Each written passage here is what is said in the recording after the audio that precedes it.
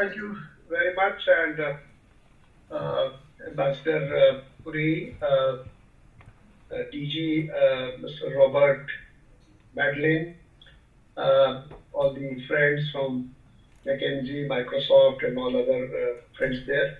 I would have loved to be there with you this afternoon, but for the fact that the visa issue came in the way, and therefore I could not join you there. But then it was really a pleasure for me and to sort of talk to you from Hanover. And also let me thank Manoj to invite me to this panel. I heard the ambassador, the minister, Manoj, and it was, the context is very much set. What I would like to do in the next 5-10 minutes is to share with you the vision of Digital India. So when the Prime Minister took office on 26th of May, we were told in the early month of June that why don't you come up with something which is more aspirational, which is visionary, and which is larger in scope than the programs which we have been doing. So we kind of formulated something and took it back to him, and he said, this is not what I have in mind. You do not consider any constraints in terms of budget, in terms of money requirements, in terms of timelines, and come up with something which will develop India into a digitally empowered nation and a knowledge economy. So that's the broad vision with which the Prime Minister that mandate he gave to us. And we kept, we sat down thinking as to what could be the aspirational attributes of this Digital India. And so what has come out is essentially a very, very comprehensive program which seeks to achieve the objectives which the Prime Minister has set for us, that is to develop country into a digitally empowered society and a knowledge economy. And broadly, there are 3 areas, and I would like to share these with you today afternoon. The first is the creation of a digital infrastructure, and that digital infrastructure should be a service to every citizen. So that's one part, one vision area.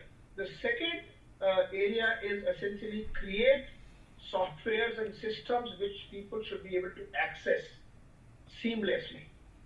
And the third area is to empower citizens to access these softwares which ride on the digital infrastructure which I talked about. So broadly, this is a vision which seeks to A, lay down digital infrastructure, B, create on top of that infrastructure services and softwares on demand, and C, empower citizens to access those services. So on the first one, the minister himself spoke about the National Optical Fiber Network, which essentially seeks to connect every panchayat with a gigabit connectivity. The optical fiber cables of 700,000 kilometers are to be laid in the next 2 years. So that's a very, very important step which we are taking. Now, this digital infrastructure is not only the hard infrastructure like the optical fiber network, it is also the soft infrastructure. And the soft infrastructure, let me just share some thoughts with you. One is there should be a unique identity to every citizen. So every citizen must have an identity which is unique, which is online, which is digitally authenticable. So that's one part, one soft infrastructure which will form the basis of other service delivery. The second is every person must have a mobile number, a mobile connection. Today, mobile is not only an instrument to communicate, it's also become an instrument to digitally transact services. So digital transactions.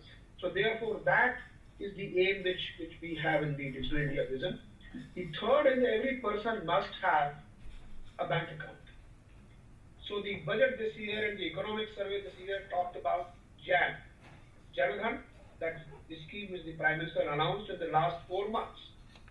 As you know, 140 million accounts have been opened, 140 million bank accounts. So more or less every, in one family, at least one person must have a bank account, because that will enable people to participate in the financial world. Similarly, mobiles will enable them to communicate and also to participate in the digital transition world. And the first one, and we have 900 million mobile connections in the country, as against a population of 1.3 billion, which is, more or less coverage is very large. Then the first program of providing digital identity to everybody, we had unique ID, that is Aadhaar. And today, 810 million people in this country, in India, have got Aadhaar. So that's a unique identity which is authenticable and which is online. So with these three numbers, Aadhaar number, the bank account number, and the mobile number, these three numbers are actually the numbers of empowerment. They enable persons to digitally authenticate, to do transactions, and to participate in the financial world. These are very, very important part of infrastructure, and India is way on these things. And we have now built a number of applications on top of these three basic infrastructure. The second is the software and services of it. So what we have a huge number of e-governance applications which are doing a lot of stuff in every area. For example, increasing the convenience of business, we have an e-bills platform where you can, on a single sign-on, you can sign on and you can do all kinds of certificates and registrations, etc. So essentially what we are doing, we are entering into a new way of software development where we will provide software as service. Our softwares will be platform based and they will be able to effectively communicate with each other through the common APIs. So essentially we are re-engineering the entire software in the government space so as to have a platform based approach. And Aadhaar as an identity will certainly be one of the platforms. We have a national payment gateway which we call PayGov, which provides payments for all kinds of services which can be done. So we have an SMS gateway which essentially is able to provide effective communications to all the customers of these applications. So essentially we are creating a whole range of softwares and platforms which will be enable people to get services. And third is digital empowerment. So we have started a number of programs under Digital India which essentially aim to provide at least one person in every family should be digitally empowered. He should be able to do things like surf internet, get policies, get insurance, all those kinds of things he or she should be able to do. So this digital empowerment through the digital literacy, through other kinds of means, and also ensure that we open. Everybody in India does not have computers. Everybody in India is not very, very tech savvy. So we are creating 250,000 common service centers, one in each panchayat, which will ensure that everybody has access to those services in a very close distance of 1 to 2 kilometers. So essentially that is also that infrastructure is being created to enable access to the broadband. And as I said, this national optical fiber network which goes to each panchayat level, the common service centers will have connection with this. So therefore common service centers will be centers of high bandwidth which will be able to deliver services to people. Our Prime Minister is also very conscious of the fact that citizens should be able to participate in the government. They should not be just mute spectators of what beneficiaries or recipients of services and benefits. They should also effectively participate in policy making. So one of the things which he did exactly after 2 months of his coming to office on 26th of July, he launched a platform which is mygov.in. This mygov platform was launched, and the basic idea of this platform was it enabled people to provide inputs on policies to the government. It also enabled people to share what they are doing in order to taking forward the programs which the Prime Minister and the government have come about, whether it is Clean India, whether it is Make in India, whether it is some other program. So that's second part. And every new program which goes out, the Prime Minister actually asks advice from the people. This is a true digital democracy.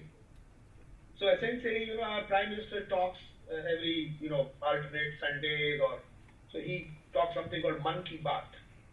So he gets opinions and ideas for Man Ki Baat from MyGov. All the big ideas, whether it is Jan Dhan Yojana, whether it is Clean India, all these ideas, their logos, their taglines, everything is crowdsourced through this micro platform.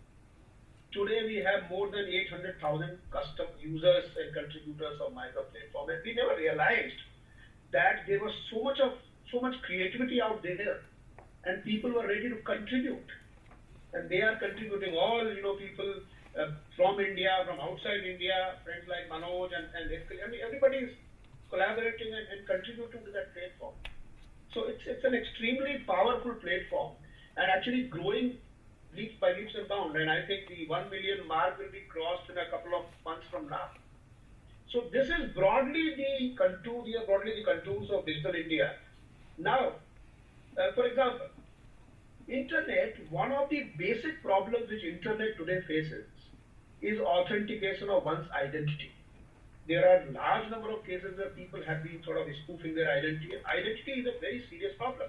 Identity is not a serious problem in terms of documentation. For example, Europe, almost every country has got some form of identity paper with him or her. But here, this is not the proving that you are who you claim to be. It is actually also a fact that on an internet, how do you establish that you are who you claim to be? So people have come up with all kinds of ideas, trusted identities and those things. We in India, we have said, we create an identity on the basis of biometric attributes. And then what we do, we link this identity to the mobile number. So the mobile number becomes a digital identity. And on top of that, we have created a lot of products. One such product is what is called the e-sign. Now, when you digitally sign a document, you basically go ahead and you take a digital signature from some service provider, and then you use that dongle or you use some other method to sign it. Today, every person who has got Aadhaar in India, and there are 810 million of them, they have the capability to basically go online and digitally sign a document, and they can share a document, and the digital signature certificate go with that. So this kind of infrastructure, these kinds of products only India can do, because only we have got that unique identity which is biometrically authenticated. Similarly, we have come up with a concept called digital locker. What it does, it's like a Dropbox. Dropbox with a difference. In a Dropbox, you can sort of store your documents. In a digital locker, you can store your certificates, and you can digitally sign them using this e-sign. And once you sign them, then wherever you apply, let's say I apply for a job, I just share the reference of the certificates from my digital locker to the job application, and that person, it avoids two problems. It avoids the physical copy of the certificates. It also avoids the fact that sometimes I can give fake certificates, because digital locker will enable the checking. Somebody could go to the source of truth and actually verify those certificates.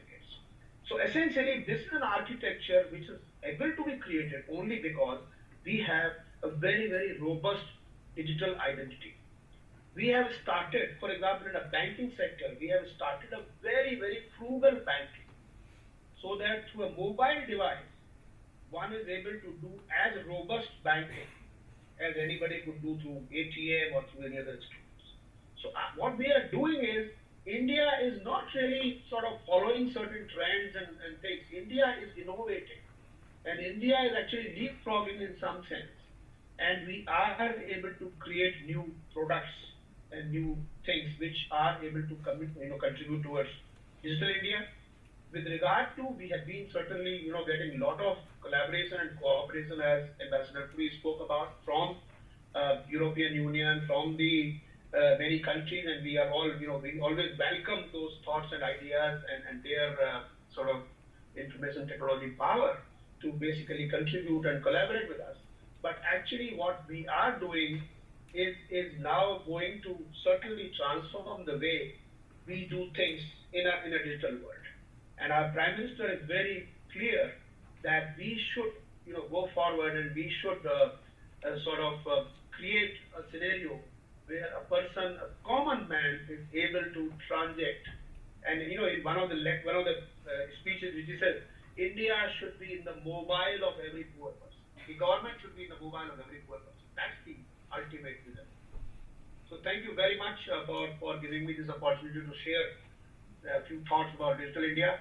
And I look forward to sort of being physically there with you some next time. Thank you very much.